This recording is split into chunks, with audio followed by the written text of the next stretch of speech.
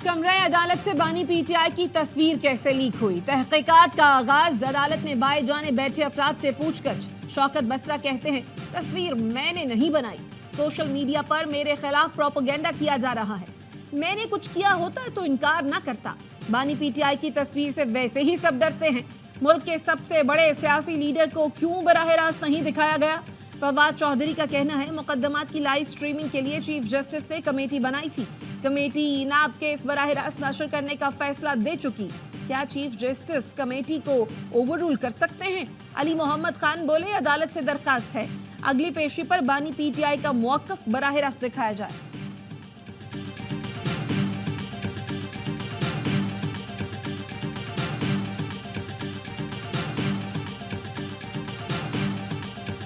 तरामीम का लदम करार देने के खिलाफ हुकूमती अपीलों पर सुप्रीम कोर्ट में समाअत। बानी पीटीआई अडयाला जेल से वीडियो लिंक के जरिए पेश। अदालत ने बानी पीटीआई को आज नहीं सुना। चीफ जस्टिस ने नकात नोट करने की हिदायत की, कहा इन सवालों पर आपसे आइंदा जवाब लेंगे। अदालत ने इस्लामाबाद हाई कोर्ट से नैब तरामीम केस पर समाअतों का हुक्मनामा तलब कर लिया। चीफ जस्टिस ने इस्तफसार किया, हाई कोर्ट में जेर समाअत होते हुए ये केस सुप्रीम कोर्ट में कैसे काबिल समाअत हुआ? ये केस इतने तवील अरसे क्यों चला?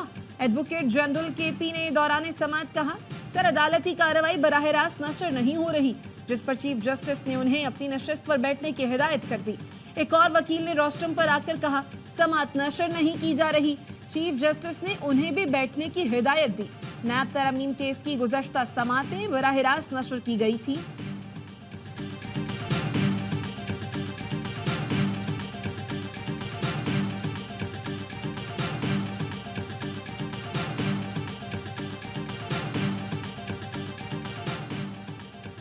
जो केस हाई कोर्ट में है उसमें मुदाखलत नहीं करनी चाहिए।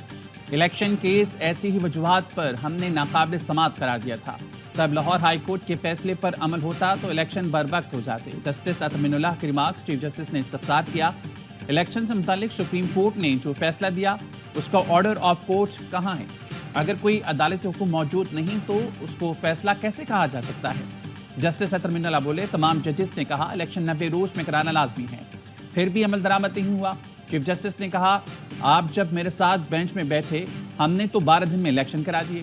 आप जिस बेंच की बात कर रहे हैं उसमें खुशकिस्मती या बदकिस्मती से मैं नहीं था। हम कानून तोड़ें या मिलिट्री एक ही बात है। हम कब तक खुद को पागल बनाते रहेंगे? कवानीन को इस तरह से मुअत्तल किया जाता रहा तो मुल्क कैसे तरक्की करेगा? हम कब तक इस बेवकूफ़ाना दौर में जीते रहेंगे?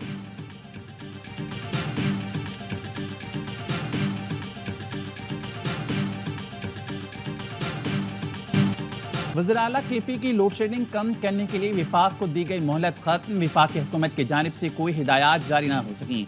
अली अमीन गंडापुर पेस्को हेड ऑफिस जाएंगे, लोड शेडिंग का शेड्यूल खुद तरतीब देंगे।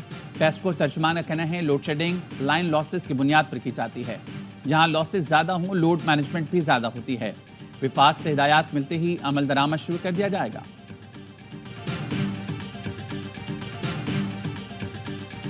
आपने इस्लामाबाद में गवर्नर केपी उनके दाखिले पे पाबंदी लगाई। केपी हाउस में गवर्नर एनेक्सी में उनकी एनेक्सी पे कब्जा कर लिया। अगर प्राइम मिनिस्टर शहबाज शरीफ ये ऐलान करें तो मैं यकीन से कहता हूं कि आप इस्लामाबाद में दाखिल नहीं हो सकते। वजीर आजम ऐलान करें तो अली अमीन गंडापुर का इस्लामाबाद में दाखिला बंद कर देंगे। नून लीग के रहनुमा तारिक फजल चौधरी कहते हैं वजीर आला केपी पेस्को पर कब्जे की बजाय बिजली चोरों को पकड़ें। इस्लामाबाद पर यलगार का सोचा तो नताइज भुगतना होंगे। वजीर इत्तलात सिंध शर्जील मेमन का कहना है बानी पीटीआई लाडले हैं, उनकी लॉन्चिंग से आज तक आवाम की आंखों में धूल झोंकी गई। उनको मंसूबे के तहत एक नशिस्त पर जितवाया गया है। बानी पीटीआई को बैनुल-अक़वामी क़ुव्वतों ने पाकिस्तान को तबाह करने के लिए लॉन्च किया है।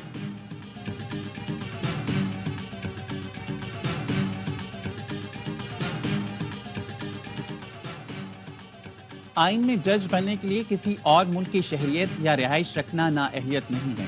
किसी भी वकील से हाई कोर्ट का जज बनते वक्त दोहरी शहरियत की मालूमात नहीं मांगी जाती। इस्लामाबाद हाई कोर्ट के रजिस्ट्रार ऑफिस ने सेनेटर फैसल बारदा के खत का जवाब दे दिया। जवाब में कहा गया जस्टिस अतमिनुल्लाह ने बताया जस्टिस बाबर सत्तार के ग्रीन कार्ड का मामला सुप्रीम जुडिशल काउंसिल में ज़ेर बहस आया। सुप्रीम जुडिशल काउंसिल ने जस्टिस बाबर सत्तार को बतौर जज मुकर्रर करने की मंजूरी दी। یہ عدالت جوڈیشل کمیشن میں ہونے والی گفتگو کا ریکارڈ نہیں رکھتی۔ ہماری پریس ریلیز میں وضاحت تھی کہ جسٹس بابر ستار نے چیف جسٹس کو بتایا تھا وہ گرین کارڈ ہولڈر ہیں۔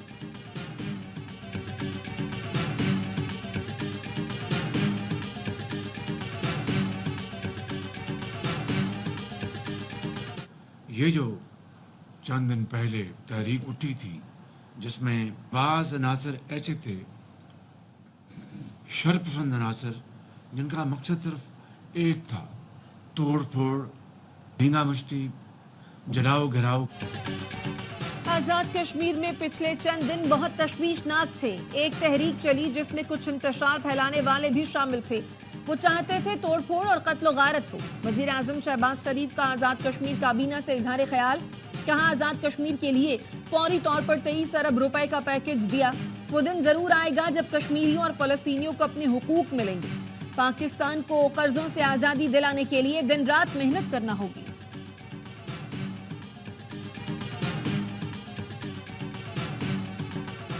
گندم کا کوئی بحران نہیں، گندم خریدنے میں کرپشن کا راستہ بند کر دیا۔ وزیر اعلیٰ پنجاب مریم نواز کہتی ہیں کسانوں کے لیے 4 ارب کا پیکج لا رہے ہیں، کارڈ سے 1.5 لاکھ روپے فی فصل دیا جائے گا۔ یہ حکومت نواز شریف کی ہے۔ مریم اور شہباز سپاہی ہیں۔ ہر بار نواز شریف کی حکومت سازش سے ختم کی گئی، اس بار یہ ترقی کا سفر نہیں رکنا چاہیے۔ گواہ رہنا مریم نواز نے 2 ماہ میں اسپتال کھڑا کر دیا۔ سیاسی مفاد سے زیادہ پنجاب کے عوام کا مفاد عزیز ہے۔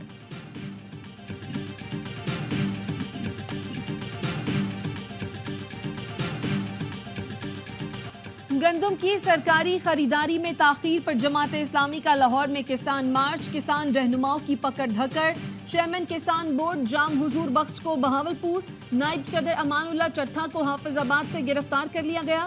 میاں ریحان الحق، سرور بھٹی، حمید الدین آوان اور ذوالفقار شاہ بھی گرفتار۔ پیپلز پارٹی کی رہنما شازیہ مری کہتی ہیں حکومت گندم خریدنے کے بجائے مسائل پیدا کر رہی ہے۔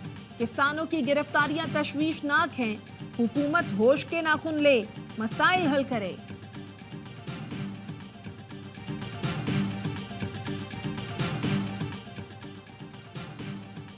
ججز کی عدم تعیناتی، لاہور ہائی کورٹ کا وزیر اعلیٰ پنجاب کو طلب کرنے کا انتہا۔ چیف جسٹس کا ایڈوکیٹ جنرل پر برہمی کا اظہار، کہا ہمارے درجنوں خط لکھنے کے باوجود ججز کی تعیناتی نہیں ہوئی۔ آپ کا طرز عمل توہین عدالت ہے۔ پہلے آپ نے یقین دلایا کہ ججز تعینات کر دیے جائیں گے، اب آپ مرضی کے ججز کے لیے مشاورت کا کہہ رہے ہیں۔ مزید تاخیر پر وزیر اعلیٰ کو بلانا پڑا تو بلایا جائے گا۔ نظام اسی طرح چلانا ہے تو ایک ترمیم کر کے سب کچھ ختم کر دیں۔ عدالت کا کسی سیاسی جماعت سے تعلق نہیں۔ ایڈوکیٹ جنرل صاحب، آپ بھی پارٹی نہ بنیں۔ آپ کھلی عدالت میں بات کرنے سے کیوں ڈر رہے ہیں؟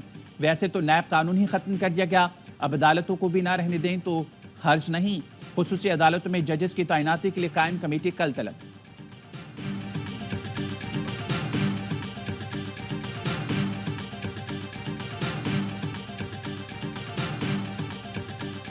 پیٹرول 15 روپے 39 پیسے سستا، 1 لیٹر 273 روپے 10 پیسے کا ہو گیا۔ ڈیزل 7 روپے 88 پیسے سستا ہونے کے بعد فی لیٹر 274 روپے 8 پیسے کا ہو گیا۔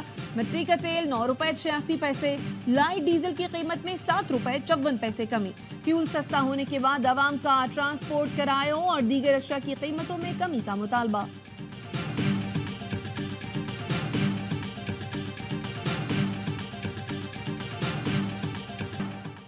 سیلز ٹیکس وصولی صرف وفاقی ادارہ کرے۔ آئی ایم ایف نے ٹیکس نظام کو جدید بنانے کے لیے نئے مطالبات پیش کر دیے۔ صوبوں میں ٹیکس وصولی بڑھانے کے لیے اقدامات کا مشورہ۔ فنڈ حکام نے کہا اشیاء پر مرکز اور خدمات پر صوبوں کی ٹیکس وصولی سے سیلز ٹیکس نظام نقائص کا شکار ہے۔ تمام اشیاء اور خدمات پر 18% کے حساب سے سیلز ٹیکس وصول کیا جائے۔ سپلائی چین کو دستاویزی نہ بنائے جانے کے باعث سیلز ٹیکس اور انکم ٹیکس چوری ہو رہا ہے۔ آئی ایم ایف کا تینوں حکومتی انشورنس کمپنیز کی نجکاری کا بھی مطالبہ۔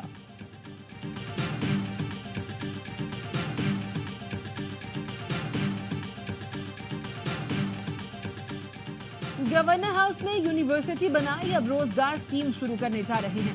گورنر سندھ کامران ٹیسوری کہتے ہیں لوگوں کو 1 کروڑ تک بلا سود قرض دیے جائیں گے۔ اس وقت 50,000 بچے گورنر ہاؤس میں تعلیم حاصل کر رہے ہیں.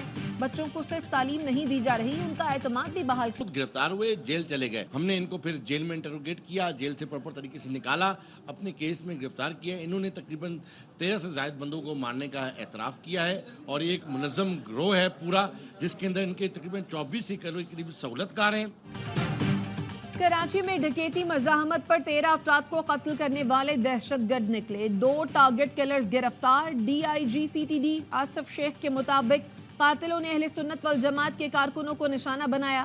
ماسٹر مائنڈ سید حسین موسوی بیرون ملک مقیم ہے، جو ہدف اور فنڈز دینے کے ساتھ ملزمان کی سہولت کاری کرتا ہے. گرفتار 2 ملزمان سید حسین اور وقاص عباس نے 13 افراد کو قتل کرنے کا اعتراف کیا. ملزمان کے 24 سہولت کار اور 4 ٹارگٹ کلرز کا گروپ ہے، گرفتاری کے لیے کام کر رہے ہیں.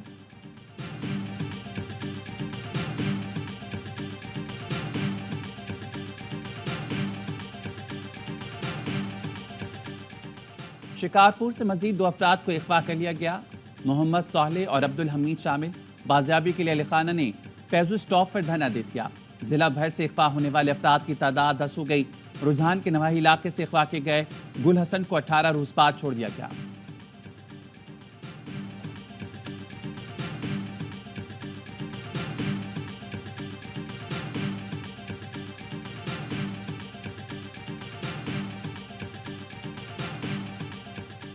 نائب وزیر اعظم اسحاق ڈار کی بیجنگ میں چین کے وزیر خزانہ سے ملاقات. پاکستان کی معیشت کی مثبت رفتار پر چینی وزیر خزانہ نے پاکستان کے اقتصادی ایجنڈے کو سراہا. مالی استحکام کو مضبوط بنانے کی کوششوں میں چین کی پاکستان کی حمایت جاری رکھنے کا اعادہ کیا.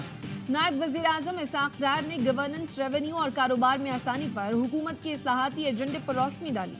چین سے سرمایہ کاری کے حوالے سے پاکستان